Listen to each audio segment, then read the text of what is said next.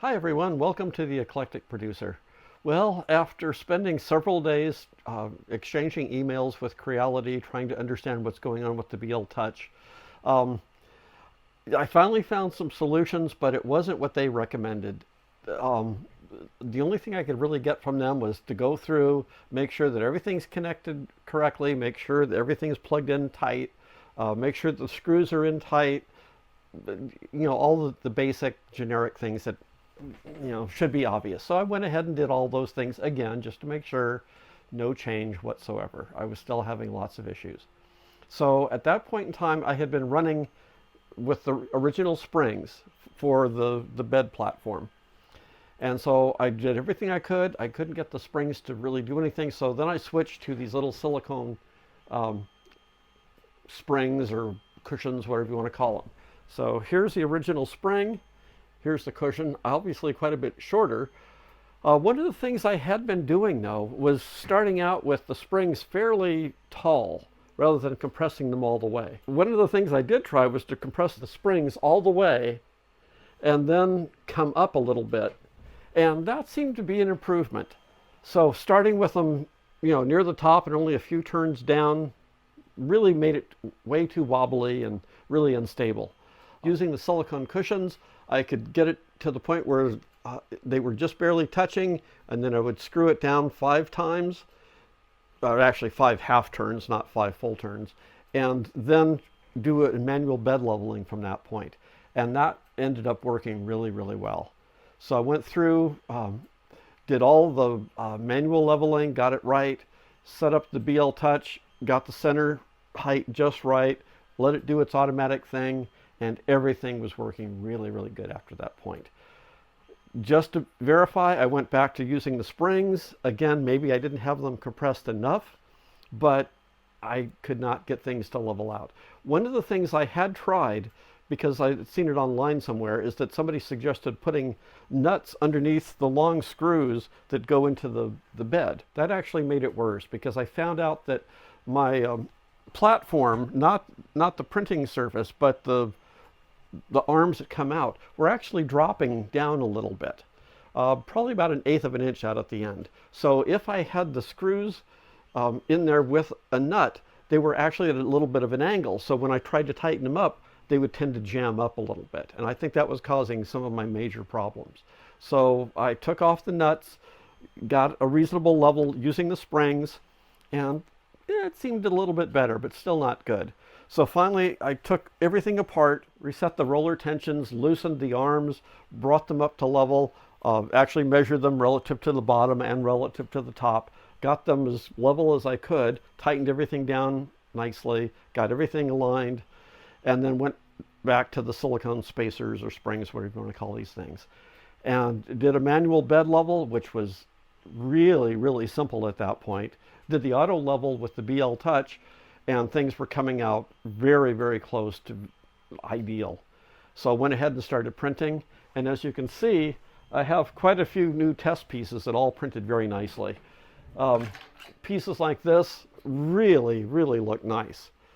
There is a funny pattern on the end, but that's because I was experimenting with the way it wants to hide the seams. But if you look at the overall surface, this is really, really quite nice. I also started doing some larger parts that are more complicated. This is in PLA Plus, and this is straight PLA. Both look really good, very nice surface finishes. I did try to orient this one differently just to see what would happen. Personally, I like the way the PLA Plus turned out. It's quite nice. And once I started moving on to the other parts, I shifted materials and went to PETG. Running this at about 240 degrees C with a bed temperature of 80 degrees, getting really, really, really nice results. This is really quite a nice material. I'm printing this with 5 walls, so it's really strong with about a 40% infill. So this is the interior gear for the R2-D2 dome. So it definitely has to be strong. And also with this material, it's fairly smooth, so the friction should hopefully be lower. So started with this. Everything is looking really, really good. I'm quite happy with the results of this. One of the things I'm planning to try is using some ABS on some of the parts for this. And in order to do that, the printer really needs to be enclosed to keep the overall ambient temperature fairly high. So I ended up buying the cover for the Ender 6. Now, this is only the front half of it. I haven't assembled the whole thing yet. I did a test with the PETG of just setting this front section on it and allowing it to print a piece that was basically half covered and half uncovered, something like this. And what I found is that the PETG really had trouble underneath this cover. Even though only half of it was covered, I was really seeing a lot of funny little artifacts, strings, little blobs.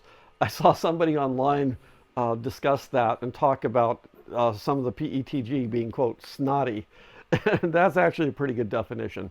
And so what I saw is really the front half that was covered had the little blobs and things on it. The back half was perfect.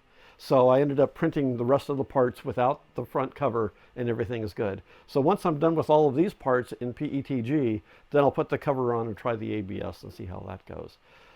This cover is quite nice. It has a little thermometer and a hygrometer showing the relative humidity. So even with it only partially covered, I was getting up to about 40 degrees C and only 10% relative humidity. So keeping the humidity down was really a good thing. Right now in this room, it's about 50–55%. So it seems to be doing a pretty good job, even only half of it being covered. So I'm assuming that with the full cover on, the relative humidity will be quite low. Might also consider moving the reel onto the inside. There is space for it. If you're using materials that are really hygroscopic, you might want to go ahead and put everything on the inside instead. I'm going to try it without it first, see how it goes, but I'll let you know what happens. If it starts to become a problem as the humidity changes or things, I'll let you know. Anyway, well, thank you for bearing with me on this one. I'm sorry it took so long to get back. There were several email exchanges with Creality that took a day or two each time something went back and forth. And the overall information was good, but it really didn't solve the problem. The main thing was changing from the springs to those silicone spacers. That really seemed to solve my problem. If anybody has any suggestions of what else I might try, please let me know in the comments below. It would be really helpful to see what you come up with. But so far, I think having a more solid structure underneath really seemed to be the way to go. Anyway, until next time, take care.